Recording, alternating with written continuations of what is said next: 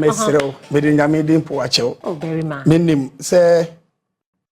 o hye free me wo fa o le say dem mo ahye yellow ya me hye mfimfini we de ba menya ade we ofa me de dwantoa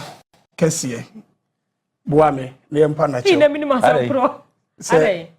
say o conversation that we hear wo Net2 TV say yewura Asante Bediatuo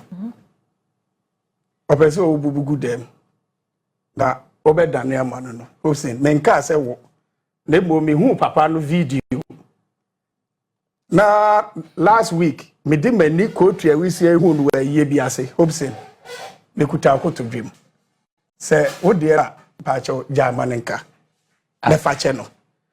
na dia say na okay oh afidie ya so na nkomo no ko so ana meboa na me se dia me di mani enu ahu de nyame di ofri chebi me free chebi ofri me pa cho ye wo me Ahafo Addo ba be free akomadan ene e akomadan de o asem ni say ye Ghana ni of course ya bema Hopeson se me tentigram ya me gina ho me mudududu nanka oyonko si odu kwa bubu mi ato ho e ka me de be gwa no apejapejame me and you are coming to tell me say look ya bema Sammy so mami musa ya what am I say obi aye me bibi fufuro now say me fanche na many problem na Sammy pa say odonko si okwa kobubu Hopeson okay Hopeson mami musa ya with this a chopper o kwa Hopeson no you obi na den krama say one ne nkasa na say one wo hu mo bro na ne pa me say me every day we hire na me hwe of course me tie nkomodie no okay na ewo mu be hu video bi okay na ora Hopeson be ka say return no de omokotoye no ono ato bi e de ama no de me di ni kotu ya wisi ehun na me sere ne say fetisa onya manenka me adwobreo me sere makawo TV several times sada obepa me jono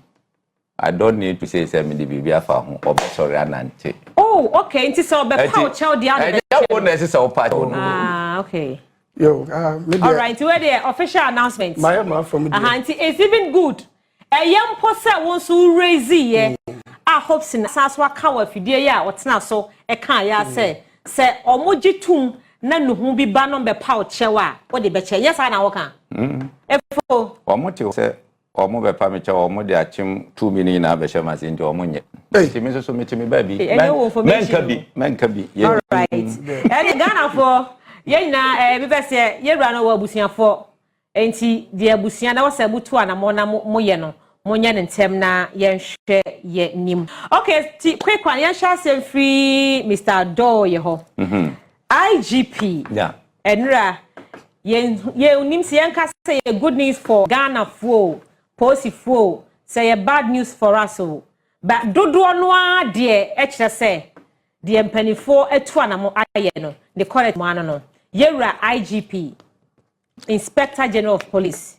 Christian Tete Yohuno Oma extended the contract no 2 years and Mr. Adorye yeah I think say ne kwan so ano no Nyankopon so nhira John Mahama the president say watching ayesade no nanka enye obia pese nkasasi anka nipa de wo ye adwuma nanka odro 60 years na eja wakwaje wo but e shall say free baby anaba bedru baby ayewe so on net no na wo hwe se IGP omaba betwa mu akonyina apart from damparia ono netamo nra okofie ana hwan bi mu few bebre na no eya no momo extension and the guy we know it's in the right direction na near metetete no let us say police for nankasa kra no omo ankasa in favor of that adentia ebra oba in April ya appointed no once at that time na police no mo ye heja na mo ye shit yeah we police ni a wuntimi nkasa wuntimi nya nti obia I sit my somewhere any near kai ga ono nya kokodo no office pa no aka ne sa no ote wono bibia se so take action kra no osuro any ade that for the first time menim ada but in this fourth republic the first time I ya change IGP the police service publicly na obubose publicly enye headquarters ngwawo babia across the nation district normal offices and who should tell you say look enye my no the personality per se so on yet no but ebia the working relations any ade nkofo any eden eje ho na fe ni obabetu no so no wo se na na waye kokotako any ade a then so look me bia na meka before an appointment oti me frame me 4 am dampare 4 am ye kasa odokra tese MPP ni bi ye bibi Adorye ni ade oti me frame me obekwa na ne yenko ejedi anu tututu mu a onya position said king WhatsApp na kan dampare ase na meka okay so on yet no Did na mu no what the papa bi o ho a ya ma me danti no eno nso no yentimi nkondem no sa but the djuma mu de in fact mi ama nkoyie IGP ade si wo police station baby a nka station officer kra betima handle no yesi je se wo no kese wunya issue na won frɛ dampare a kese issue no yentimi unresolved but before better unyi at that time so na post ni mu na yentimi for at point na ase post for no ho nya yakono bi because no person the discipline bam tin na oyesa no sani e discipline you no ba ye wa hu se oyesa agukuta aboniama no wa hu se won na wa bonte camera CCTV so no oye yi wa hu bi da unhu ye what is say bibia si gise ofre yo no unti bi da okwohwe discipline wo musisi e police ni bia na bisa no discipline e wo musisi a so on etem eti we ni de MPP for na omo eti kwa pai say president say was suspended extension of a contract in the kakeka ho enti omo nti ase so obaba ye yi wa abolish you so abolish ya nkane de ka kan say ya ti ase was suspended. See, suspended bibia a temporary. It's me. A bet my 1 day, bet my 2 weeks. A bet my 1 year, bet my 5 years. So net no. A suspension. Now, I didn't a suspension by. Now fair na or take office. Or former government to grant you. Na manfo ba na o me won anyway mame me tamu asu say atete that is say or suspend this ade no obi a o hwe ye bia no you can google the word suspension and as a suspend obehu say enya ade a ye say ya abolish and as ya cancel entisa eti ye hodu on kakra te say ye ho be hen han yen eti me hu ne nti a amanfo de ana ye nti ase wo na wo say ebi kra say policy enena meetie doctor university lecturer doctor was say policy hey ya suspend ye extension of contract kakra bi no was say policy ana just say wo hwe send ye de ni abre e ka asem na e kwan fa look say a politics I don't think say President Mahamadu Bawumia Yohuno na you know I didn't make as Akufo Addo wa appointed Yohuno as deputy IGP and I'm of course I know you say na mamu no be ko na wie no and wa appointed no deputy IGP now appointed no so no na say wotimi hu se wo mo ne dampare ntemu nheda anye papa etanko mo pese o mo yusu yo no e de ye adwuma bi o mo pese o mo ye e ma ma e de ogrom e be ye fubuja e ogrom ase eti se ke ye hwe no political side e ka officer de o Mahamadu ba appoint yo no enye sa wan fa politics ambom wo hwe merit di pa ne adwuma obey And I can tell you, say, there is no police officer in this country. Our war informant, Yohuno. They say about operational. Yeah. There's no police officer. Yeah. Say, informant. I don't know. I got to know Yohuno very well, close, after 2012 elections. Okay. Yekasi Ntiasia, Yeko Shia was circle Honoma, Yesi Yeta Hiri Square near the Adeno. That's how your deputy. No, I'm saying no operations and Greater Accra operations and Chen Obey deputy. That's how no this woman Rosa Tinga. Rosa Tinga. That's right. I'm no wife. What done the baby you know? What done the baby you know? So net and to mobile no just say boys no I'm quite no mobile. Eti me husana na masiapo. Me kona me dai me say obi anko no obi ekọ na chi obi anko say no obi ekọ e ho no ofre me no oje me number okay ana ofra she me no say me save obe frɛ me and am say okay and ja ye wie no ofre me one day no say look the way a police for ye omuntie onya ba ya omuatie no you are going to be my friend ye be aduma bom wow so on that no that's how we got to know. Look, hardened criminals are omuchichi omu kumase tabaleni ahebia no eye ye ono nsa no adwuma wo woni team ma nyaika wanu okay no political nim mamenja odoka davi esa davi a very yibi so that no what you obi a wo ye adwuma. Now, yes, when you operational man and Obabeye IGP, with him, for Shania, yet the year no ne colleagues, any idea, Uncle Goyas and Bill. And you don't know, in Perifono COPs, no honomono, as much as possible, no, or no more echo fine. Bim say, Ebia, and Konuha, the next person, I guess, will take it over. No, very yika, but I saw a game and I say. No almost in train. Can 1 week grant a man IGP. If you are not going to extension, so that you know. And then the American and say Ghana for Mumia man support because who's a Ghana for Ansano? Yaya Hunya Tum Kakra.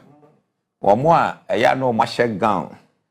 no more boduku, no more tadi form, no number immediate. Oh, praise him near the Adeno. Some profound so we papa.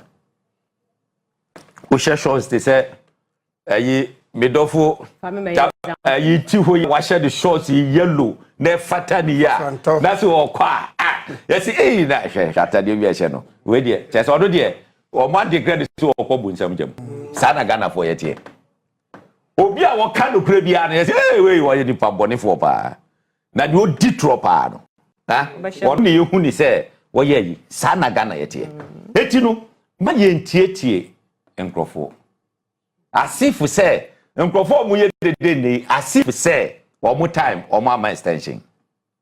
As if so mama extension. Me the mungrophobia me lobby extension ma. I can say it without any fear. Me lobby extension ma. So that you know. Eti ma yes I did not see say Ghana e ko na wie ya no. This is a good person. Obey. LPP for suba ne say obi bianka omune na nya bia no ba ne nye bibia wo aban we mu wo mu suba no ye kasa say Hopeson NDC communicator. I am proud so be describe me sir obenya party o wa be no any communicator Atadia Michel, maybe I would order Medina, or say me again. UP. Yeah, United Party. But yeah, United Party. No. Yeah, your principle is say, yeah, Detroit. Okay. I didn't hear Papa. We are building a nation. Tama ye be buga no. Eye election year. E no na Ghana for beji ye di o. What you say? Na dey fita we black.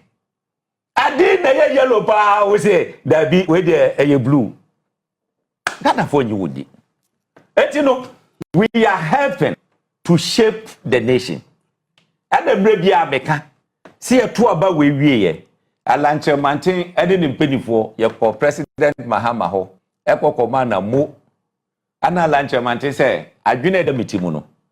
samanya memfa nhye me ho me de boa eyo man ne ye ade epe eti ne ope wo mu bia no fa ye adwuma ana oje eno asese wanfa magraga ma be wia what ye agro yesre na se me ekuko ya you expect me say me metna ha na idea yakokoto ya no me ma criticize I will not do it right better say nti yan kai Ghana fo nya so say ye be extend IGP bi ne position se bia onye emfie bi enka ho a police council no and take sad decision no ena no so no sebi enye enkwada ena egu police council no so vice president ankasa oye chair edema police council enu edi ehye so attorney general oka ho ebi ena interior minister so eka ho ena Ghana Bar Association a lawyer fo nyina ka bom ko no wo mo select obi a obegiram ede ama a lawyer fo wo mo so enkrofo eka ho ebi ena retired police officers a wo mo so aben ebinimu abaye IGP ebinu abedi post mpanifo mo nyina eka ho bi ena wo mo hwe masa dwumadie no ekoso ena post fo so ankasa wo mo members ne bi yede bi eka ho mu nkwada ene mpanifo nyina eka ho bi ena Ghana mampani ankasa so appointe enkrofo ede ka ho a omunya kabom ene yefua ema omunya police council ansana sa anything about police honsensem any extension ko de ba no etimi ewie mudintie kan wo say yetimi magana fo hu say before e be extend obi contract e hon mo no sebe wo mudi kan edi hu nkomo wo hwe de maboso ama oyi a enye nkwada agro wati masientia na yate ase ho daya IG ye show mana say extension ye ntwa so yo kokurafo no kwana mbaburu ne mra na se kokurafo no ntwa so yo ma ya na se na ye nche ahwefo afefo je so match bia wo player ye de ne bo ese Ghana 40 ase o de mumfa mokabra yunza ni da hopa na mumfa ntinsi police ye omo camp ho no afase quarters barras na mumbusa omo se IGP otesui ejuma te say ejuma te say woni me say producer eye flan no chini akwa chire yiye me yonko ba ko diposi e wotamale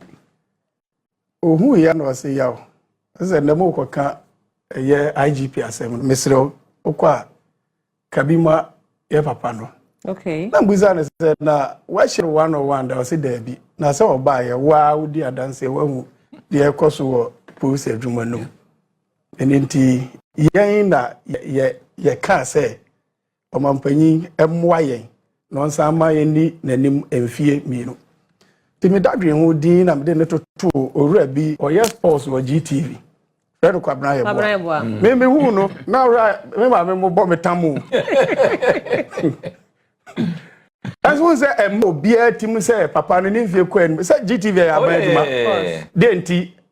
eno da so oye striker because adwuma no onim ye no ani ye nso hwe apega betina ha se no si ye program yi afewo anka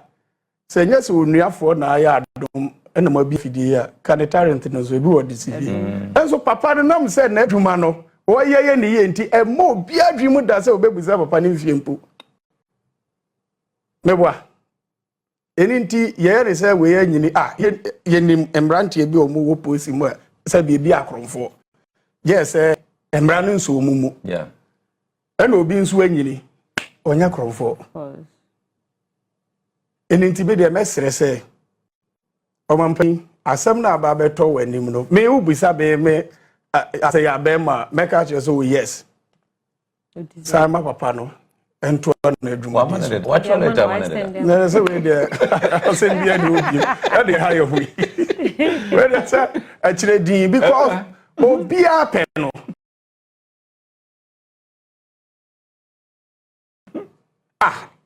ye pointing na say omeye IGP a yemfa so ye bo ni din so on hwe kira ye fa 2 minute crash and nsem wa hu de course no mo boy ho ban sabi ya yetimiti sikro mu ye ne wa ne mai woni asundua wonti ndi sa agboro no twi taxi anajo so no zabi ya shenkani ye twi taxi anajo ye ne na ne nam kromu yi se security ni nye save a oman no ya shebre we enti woni de yes the one there any kwase ye de ye de omo ye no kura omo boy ho ban no na say kandini we na di animu a yesusu se ebeboa na se ne na dampare na nimfie enduru ba bia e de na positive na ye de so omo mpe no nti mesre se nipa kuma bi na ye didi yatie na mom dodo ne se we ne pe se bi ye se ye pa ya fase apra wada bi mpo a omo ye dede na hu se omo di boni bi so criminal part of be out bi obeche no enya mo wan se nti na bi omo so ekam no na no bi mikro ma komadan na police for bowura ba bi se omo koche omo amono ayitai omo duru a buru omo nyina na adwane wo fa ombe soro aba ko tebiara so wa se oda aban ade se aye show mo ano mo sha refo no omu nyina ani o se anawe ye de ya botra mo no ye de ya nwane se refo no o crowd ye fo no mo pe refo tra mo fo de be to nwane as mo crowd ye fo no mo wide mo ko otchere mo awada we de ne kwai ya masira mo super to say real for no mo na mo ye de no ya super to say trouble for de ya nwane bi di esre etro kotwere ba bi atwene na ya asre ya papa so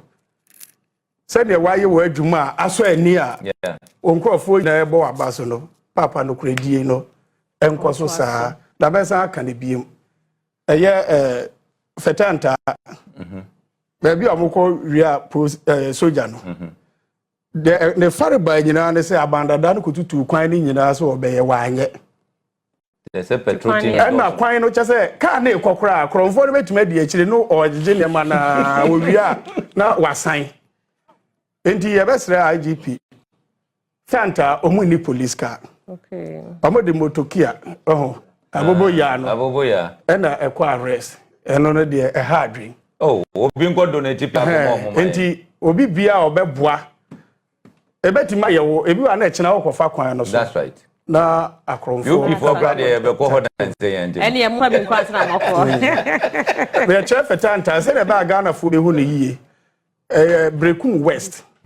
say u free Brekum na wo ko drobo a ewo ehekona mbo na ho no so na ya akromfo no etai kwata yi pa no mu na eyiwo oze un free Brekum medu onwrewre mu gina amra no do is un free drobo mra no eyiwo sa matana be sinda o free gingina na wo fetenta akwa no de minim so pa central de o gingine okay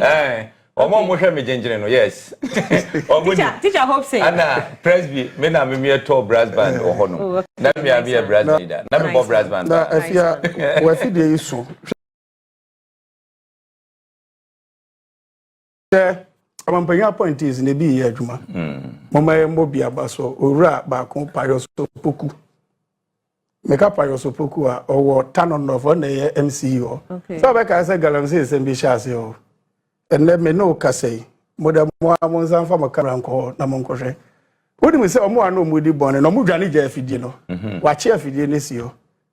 o se de ya ne dia no mbra be si na obi antimi nsi obi esio eja sa na ye DMC enso nkrofo bebre be si ne nso no gusu e hono enne sa BC river no obi a wo hwe me bia di adanse say past 2 months ni eja sa ni ite adwene dem sisi a wu sa adwene ni watu asiye enti waye ni say ne ye mo na baso no mampanyini nte na omo nso a ebi koso wo mo ho no omo nso ntu sa na mo no emmo mampanyini na resetting Ghana agenda na enye mbre kura fama no I hope we say lance minister 80 na oma one local government any nkomo na all the MMDCs are more galamsey areas no almost so take you from that. All right. Enti ene ono baby ogai na se ma omonu yo ye se uba adwuma pa and evidence no so hodomo. Enti Brian say DC saka ene teacher Hopeson say MD saka no so mo yine mo hona munsia de ekos no. Ya mama san emra also hodom ebiem. This conversation akoso ache. The ya na manfo bi su se e wosenka sabre de komampani yera John Dramani Mahama watie etu ho anamon. Obebusa se ho asem ne yekan ebia wonim OSP special prosecutor omanfo su se na dwuma no e de ya hye ne nsa ene botaye nti a ye pausa institution no ye hu so mfaso enti ye hu no enra Apostle Lincoln no ankasa ekura megaphone a Ghana for bidi na chi a all demonstration protest edne petition akwa abemu se wa George a point die nti a wo se OSP omopam no ontina sia na onko wache oh weka wa fidie se OSP no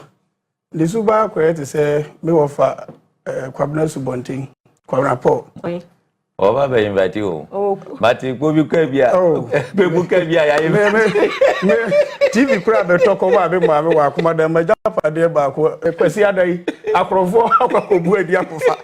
Ni japade bia o de me kwa me hu ani kwa abrego kipa. Enti me come out there be ka chiro papa office no me maka de pay to me no emfa so bia ne so ma me. Be ofa Kwabena subonting me nya asem akwa hemfie. O se ya message asem na mo. Nyasim bia nti wo de ekwa de ohia ne so be kan so yase so ye fra asemu yi se me peja metio me be ka so masum wan afem bimfo nyira na pa Kwabena Paul achewi se suban a wada na di kura wa ha ne kire se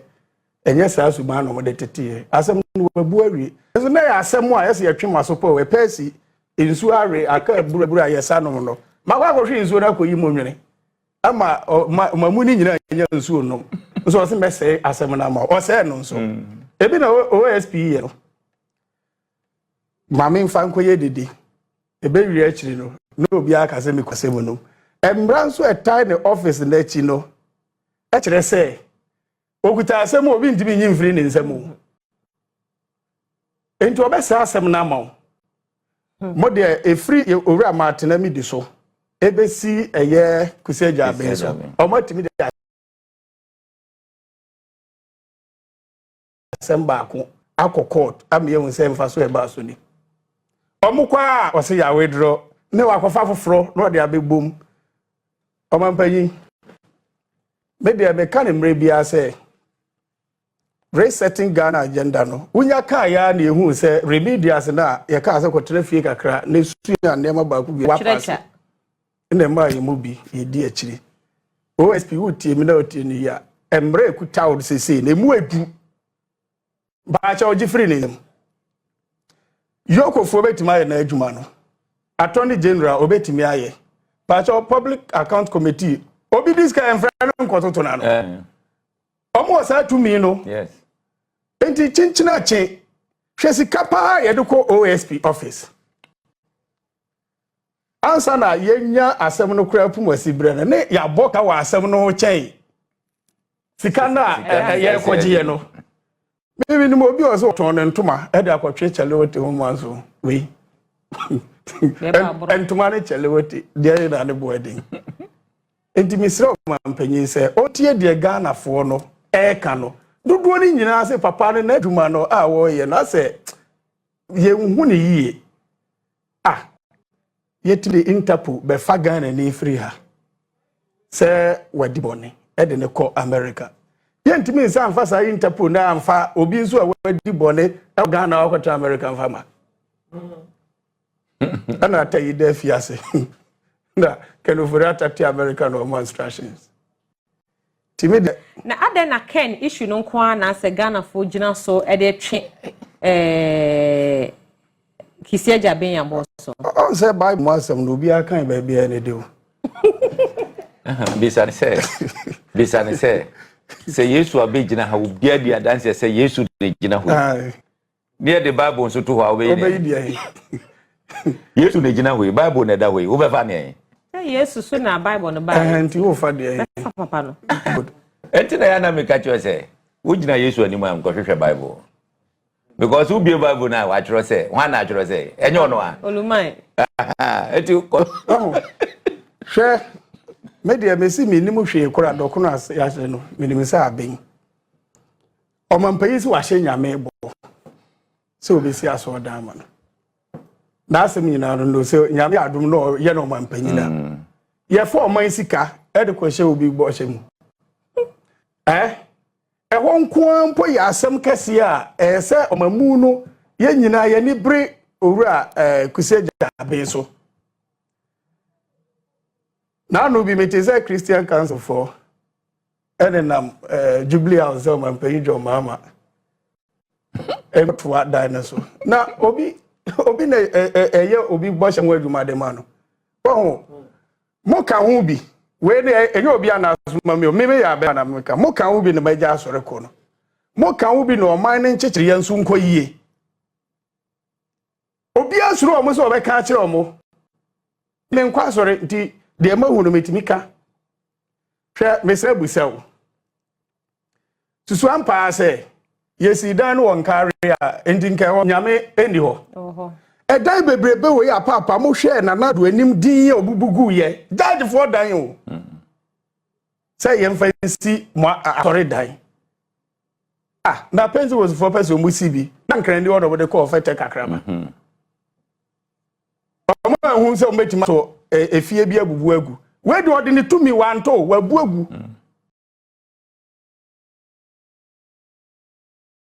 atu amana na nyame kwa waskame no na Ghana fo enti he o man pay drum ama me ensi ne china wo bibi ya fire factory ni nyina enya ho mfaso owura Kissi Agyaben de me enani last day American asem me nkana asem wo Ghana ha biem so man pay ni peniye pa onyini fo because opa onye ka kwan nyina nkwesi hen all right omo esusu so madi bone no se tago wa nchichi mo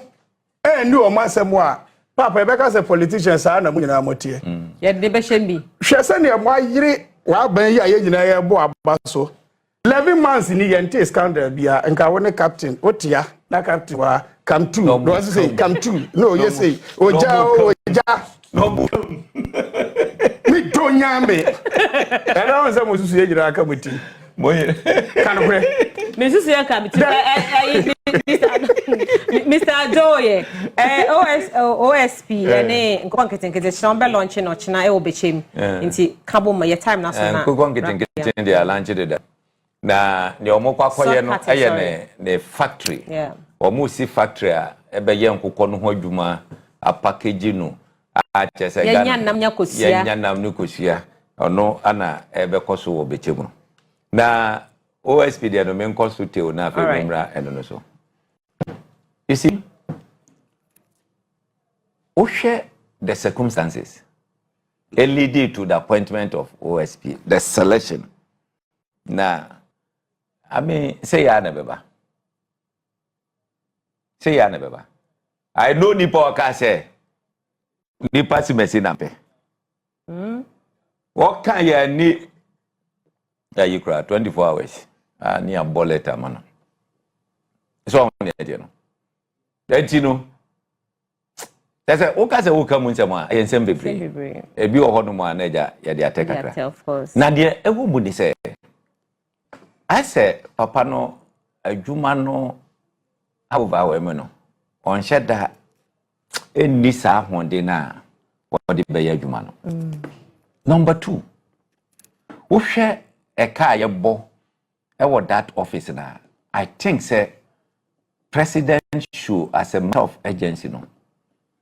say parliament to say you then so mu take steps no must scrap that office because are there anything to us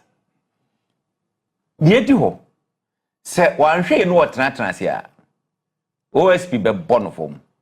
adendia Ghana for dodo na even MPP for ni bi person go for bi ko dam na Ken Ofori Atta na ya okoko ti dey say what for ya jelina nka de obo 1 people for mbebo say e wo kroma say nka bo so yeah na ya sorry see bre na so nti da bi monya botre mutimi nye sports nko do 10 na ya ma me sorry akuma chi nwa no ba betra say akase you pin you hard no so ye monya botre mi aka ya dwene you pin you hard you monya botre mi aka ya dwene ebre na so say we ya monya sports no ye ne enhya de na say 8:30 UP na me ma se be da ma na na botre ma me kama se mu ma me kan pa o ja botre ma me kama se mu tu nya cha ya me pa cha pa bia ja botre ma cha botre la kama se tende tell mama wa da me tende tell me ka se mu no Ghana fo nyina ani da so ne se